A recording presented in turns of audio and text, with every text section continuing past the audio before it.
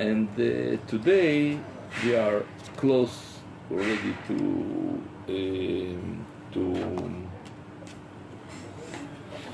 Chag HaShavuot, and Chag HaShavuot that we receive Torah. And that's why we will learn what's the idea is in Torah. Why in Torah there are so many disputes? Especially that Chazal called to Talmidei Chachamim, to rabbis, that they did shalom in the world, like they make peace in the world. Talmidei Chachamim marbim shalom ba'olam. Talmidei Chachamim make a lot of, they did peace in the world. But what kind of peace it is? They always argue. So what does it mean? And they can sit together and decide that they are in the same opinion, the same idea, and they come to some conclusion. Why all the time those machlokot? And even between Torah and the oral Torah, also there is machloket, like this. Not discussion, it's like an argument. Torah says one thing, and oral Torah says opposite. Not just different opinion, opposite opinion. For example, it's written eye for eye, tooth for tooth, and the broken hand for broken hand. You remember that, right? You remember. So what says oral Torah? It's money. It's not you have to take out eye of someone. It's money. And written Torah says, no, you should take his eye. So, who is right? So, in order to understand all that, we have to remember that all creation, the creation itself, was created by machlokot, by split. Like HaKadosh Baruch Hu split all kind of thing, and they appeared like a different thing. For example, like a good and evil, a purity and impurity, or a lot of things. And also light was created by that it was like it come out from darkness. You remember this? There is a verse in Torah. Vayavdel Hashem ben haor ben hachosh. Hashem split. Vayavdel. It's not a. How is it? How much? Divide. Yeah. Hashem divide from light to darkness. So it means that if he divided before they were together, it's impossible to divide glass from book. In order to divide, they have to be combined.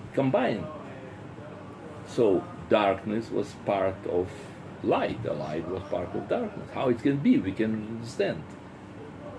And you also remember there is water below the heaven and above the heaven. You remember? So Rav Kook says that everything that we perceive in this world, it's a part of something else. I want to show you those things. This is the sources.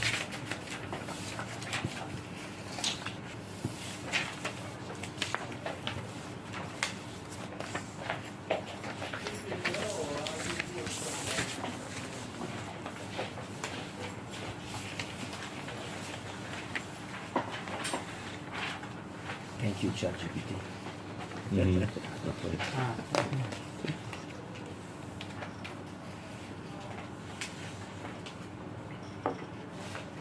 Rav Kook says in you have it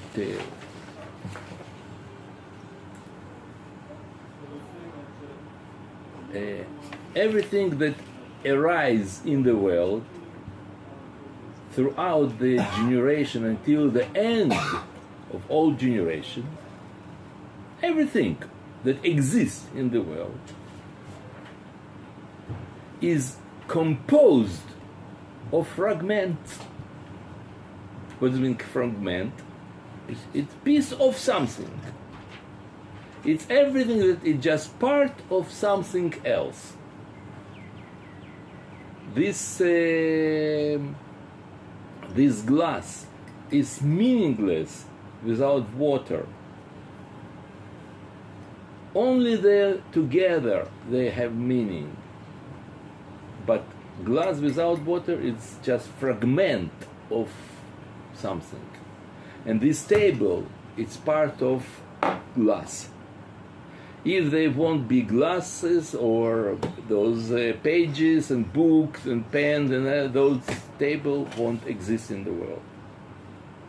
So this table, it's part of something that you put on the table. Right? You agree with me? So it means fragment. This chair is fragment. Without man won't be chair. Without this pen won't be this yes. Without that won't be this whiteboard.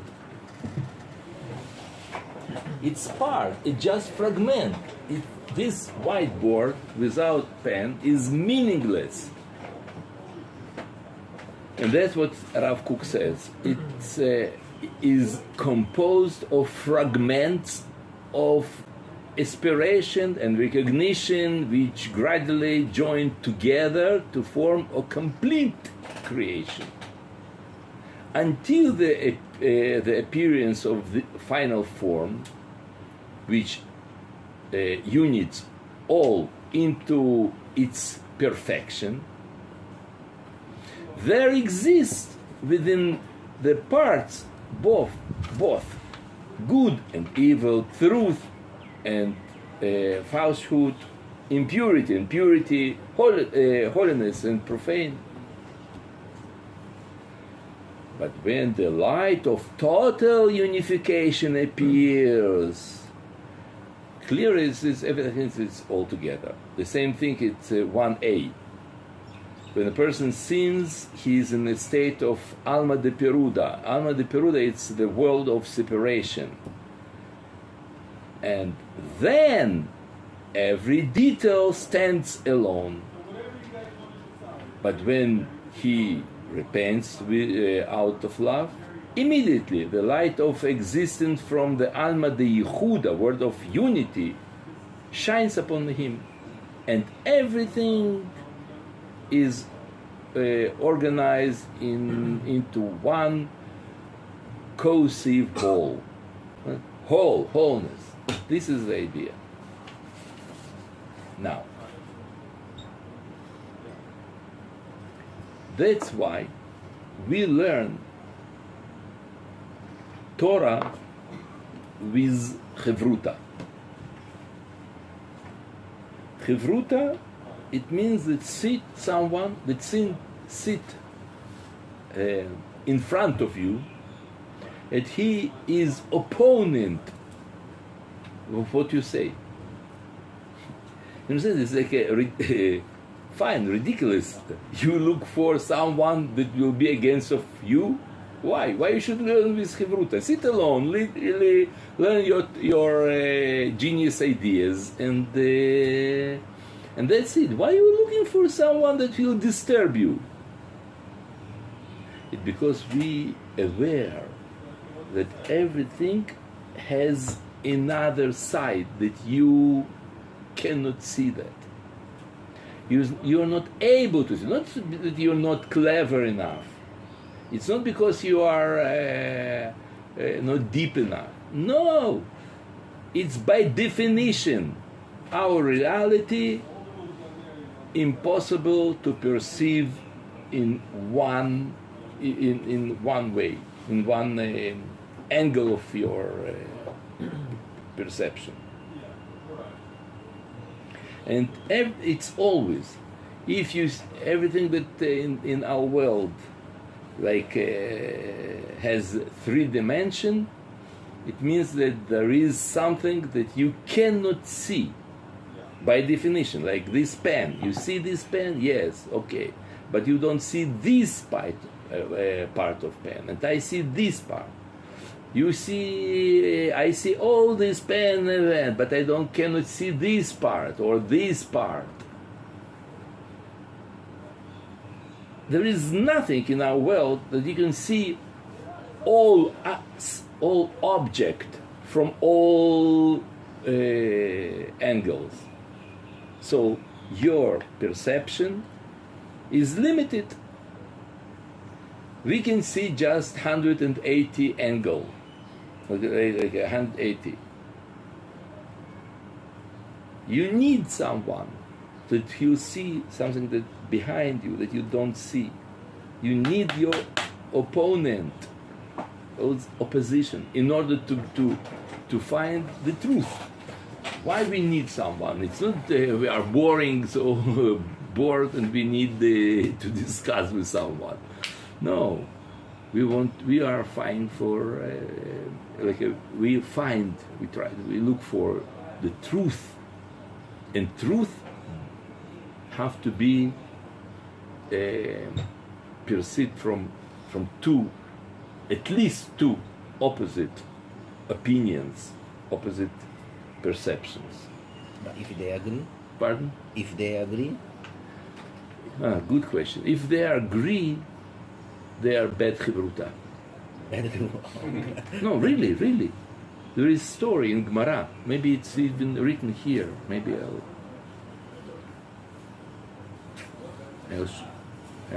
I'll show you.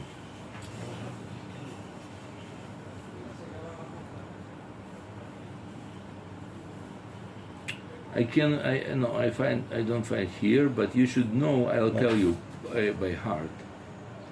There is a story in Gemara that Rabbi Yochanan and Resh Lakish, they argued together, and Resh Lakish died. And Rabbi Yochanan was so deep and so clever, so great, that nobody could learn with him. Nobody could stay against of him. And they find some the biggest rabbi in Eretz Israel, Rabbi Lazar ben Pdat, his name was, and they start to learn together.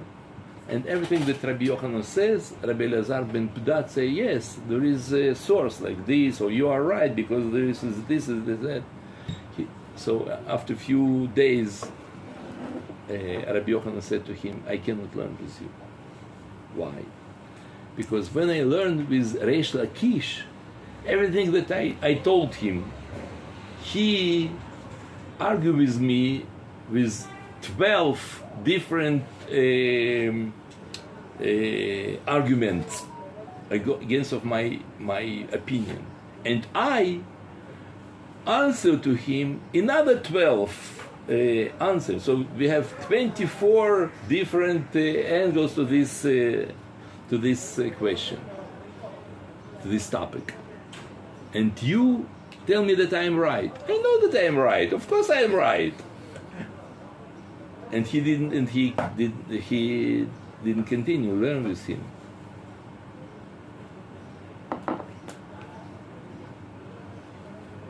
Yeah. Okay. And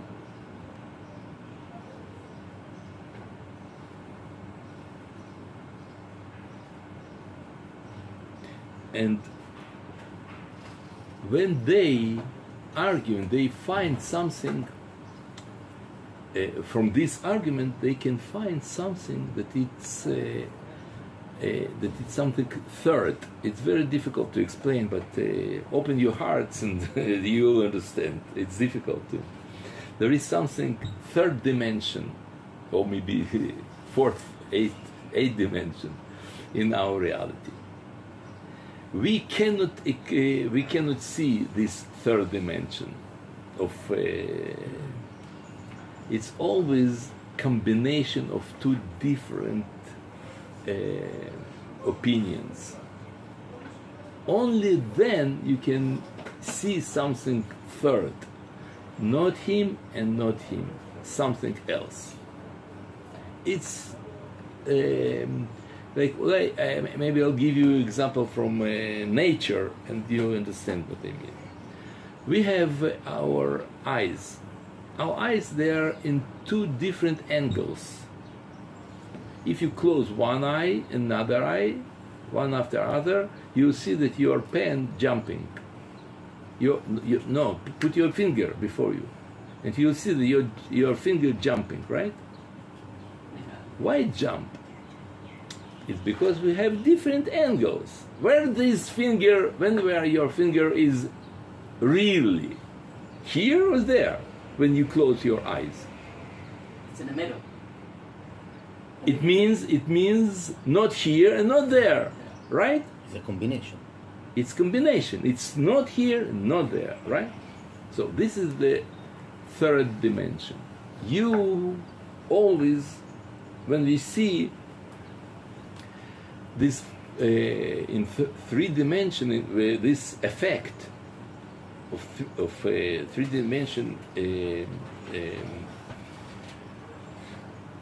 perception, it comes because we have two different, they contradict each other, two different angles. It's stereoscopic effect, right?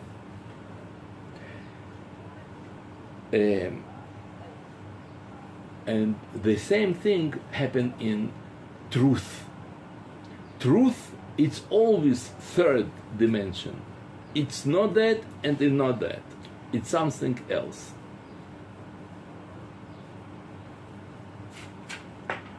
And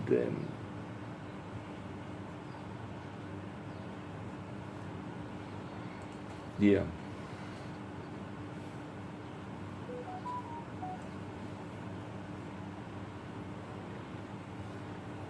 And when we argue, when we make a dispute, we try not to convince my opponent that he is wrong, but we understand that we describe some reality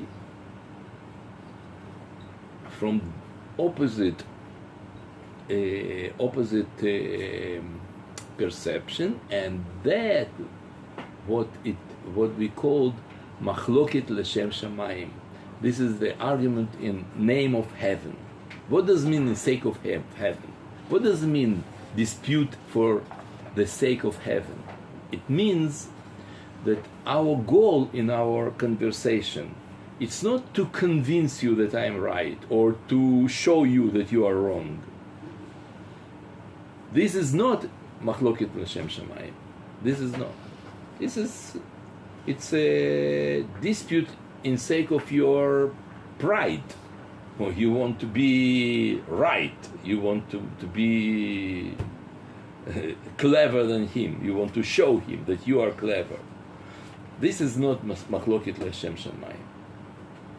It's only when both of us, we understand there is something third that's impossible to see, like this finger. It's impossible to see with one eye. It's or here or there. It's not in the middle. And we try to reveal this third dimension. And that is machloket l'shem shamayim. It means machloket to reveal an ideal that stands behind our conversation. And it's so like a strict, so principle in our argument that if we are in the same opinion, it means that we are wrong for sure.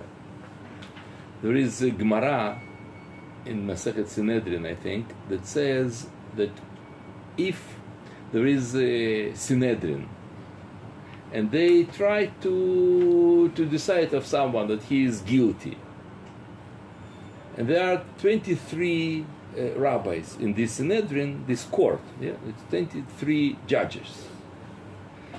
All of them have the same opinion that he is guilty. You know what's verdict is? That he can go out. He's free. It's written in that you have it's written in number 5 that I gave you. Rav Kahana says a Sinedrin that unanimously, unanimously find and accuse Lebebel must acquit him.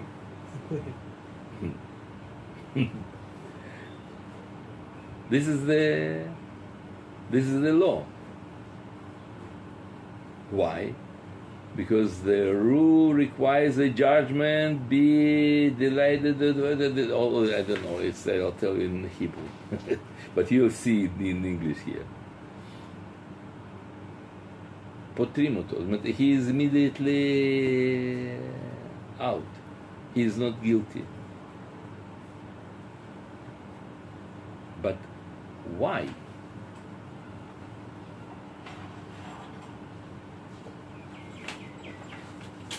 That their duty is to find something that against of their opinion. They must to find some different angle to see the situation. And if they don't, it means that they are blind. Yeah, but it's counterintuitive. So if everyone is agreed that he is a murderer, is going to be set free because we can't find something good in him. Not good that he had difficult childhood. Not this kind of good. No, in general. Something that how can it be that all of you are 23, clever, great person, cannot find something that will be against others? How it can be? It means that you are in some illusion or hypnotized, or you are you have mistake. It's impossible to see reality from one angle, from one side. It's impossible. It means that you now want to accuse someone that he's good. He's not guilty. Interesting, right? How it's different that we get used to that. Everybody they have the same opinion. In Torah, no.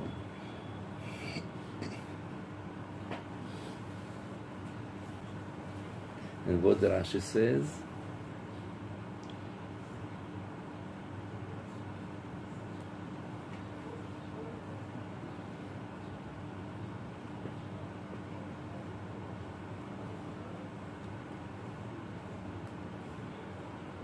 And Rashi says, here you have it, it's fine, that the judgment be deleted as stated in chapter how Bodkim, in case some merit is found the next day.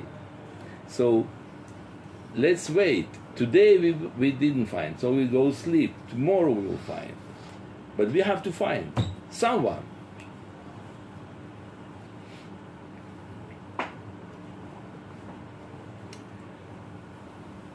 And and also everything that I told you now, also that is in science the same idea.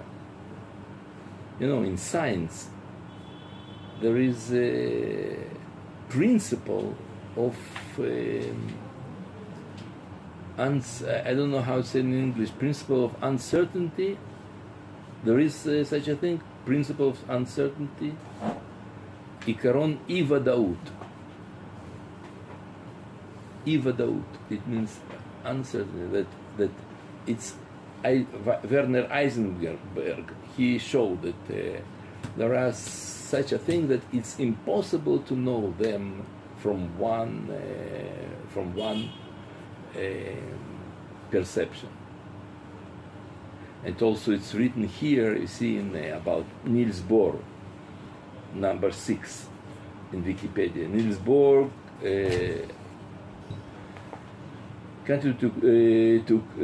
contribute to quantum theory the concept of complementary, which asserts that certain properties of quantum entities, such as like electron or proton or something, some particle, can be precisely determined in simultaneously. It means that you see what it's written here. I read for those people that they in Machshev. In this, it's they mashlimim, like they complementary to each to other. And even if we just think logically, we can understand that. Just a moment, I want to show you something else.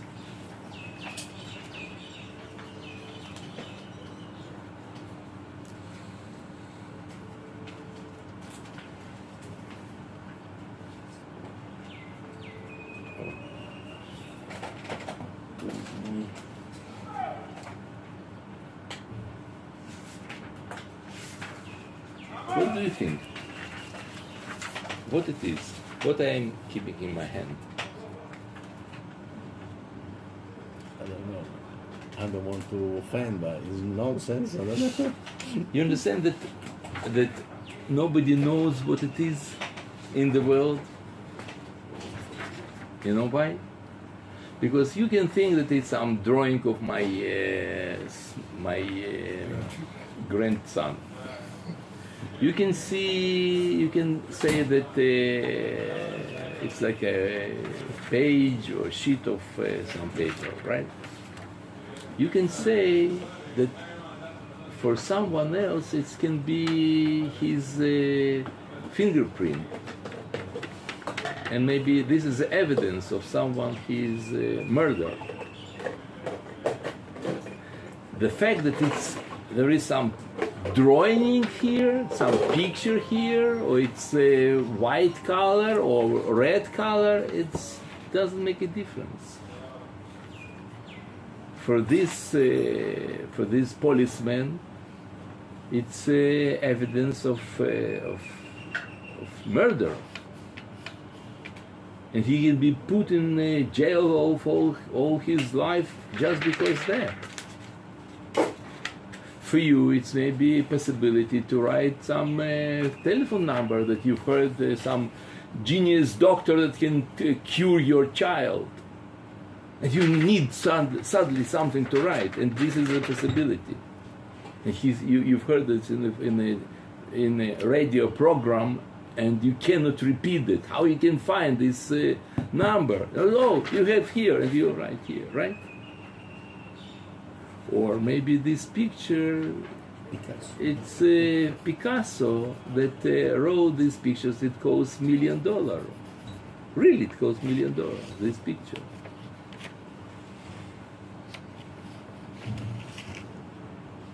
So what it is? You understand that it's not that and not that and not that. It's not just that and that and that and that. No, it's not that and not that and not that and not that. Because it's, for you it's just Picasso. For me it's my life depends on that, or life of my someone. So what it is, nobody knows.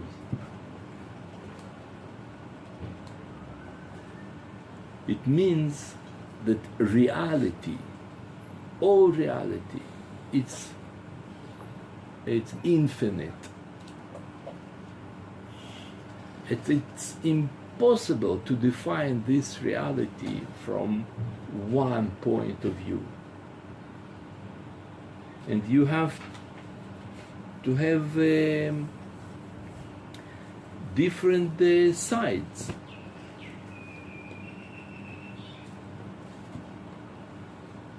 And this is the main difference between postmodernism and Judaism.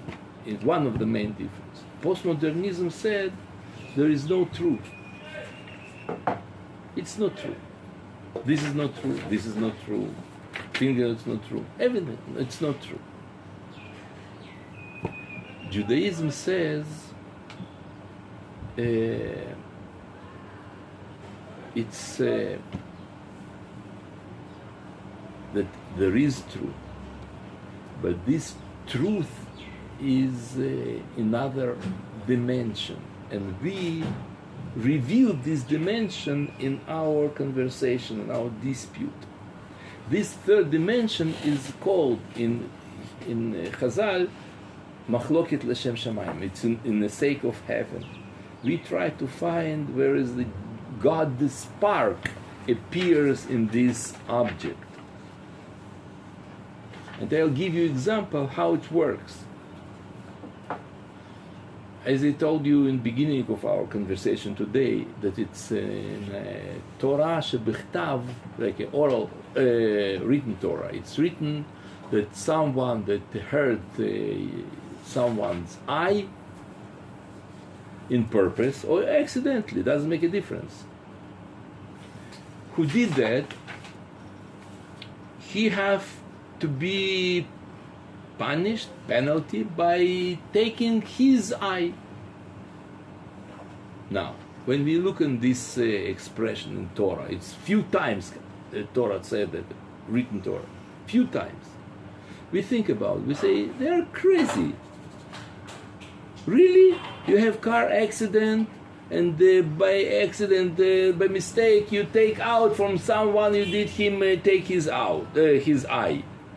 Okay, I'm sorry. I'm crying. I beg you pardon. I don't know what to do, but to take eye of this driver because another driver lost his eyes is something so ridiculous, so wild, so barbarian. Who we can do today this? It's terrible.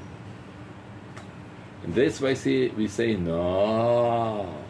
Comes oral Torah and says, no, you have to pay money. I say, just money? Yes. Just money? Yes. How much? $500,000 approximately. Okay. It's very good. Can I pay by Visa? Yes. Okay, wonderful. So, if I have my my hobby and I collect eyes of people, I can come to you, take your eye by force, and I'll put here in my collection. Bloop.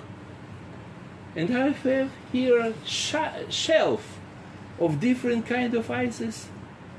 What's the problem? It just $500,000? I have a lot. I'll give you.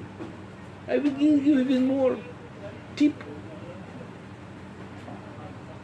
600,000. So what is more ridiculous? What is more barbarian? Torah shebichtav or Torah shebal peh? Oral Torah or written Torah? I'm not sure. In both of those ideas, they are crazy, both of them. So what is third dimension? What is reality? What really Torah says?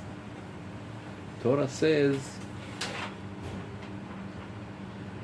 that you pay money, but you should feel and you should know that they are about to take your eye. And you should be in tension when someone knock on your door. Maybe they came to came to make surgery and they will take my eye out. And I have to be afraid of that. When I go in my car and drive, I should remember they can take my eye out. In the end, you will pay, but you should remember that. So, what it really not that and not that.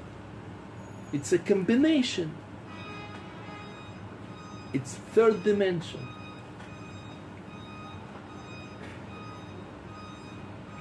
And this is idea of what we say that Torah, those arguments, they bring peace to the world. Why? Marbim shalom ba'olam. Why? Because you understand that reality is much deeper than what you think, and it's much interesting, and you should respect this idea that against of you cannot be sure in 100%. You sure in 100%? You're wrong.